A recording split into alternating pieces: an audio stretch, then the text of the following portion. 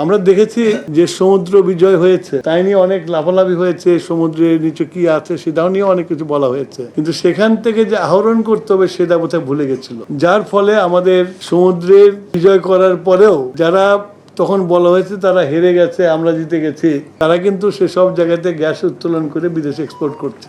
আমরা এখনো মাটির নিচে কি আছে আমরা জানি না। তা আমরা জনগণের কাছে ওয়াদাবদ্ধ ছিলাম যে আমরা ক্ষমতায় আসলে আমাদের বাপেক্সকে আমরা শক্তিশালী করব। যেহেতু বাপেক্সের গভীর সমুদ্রে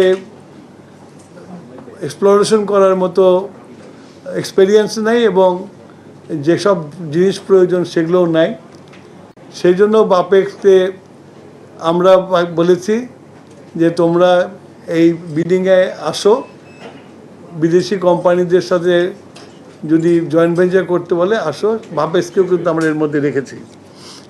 তো এখন হলো যে আমরা যে ওয়াদাবদ্ধ হয়েছিলাম, আমরা 180 দিন শেষ হওয়ার আগেই কিন্তু এই বিডিংয়ে গেছি এবং আশা করি এই বিডিংয়ের পরে আমরা দেশের আইন কানুন মেনে এবং দেশের স্বার্থ রক্ষা করে আমরা এই বিডিংয়ে যারা পাবে তাদেরকে হস্তান্তর করতে পারবো এবং ভবিষ্যতে যদি আমাদের এখান থেকে গ্যাস বা তেল যেটাই উত্তোলন করা যায় সেটা দেশের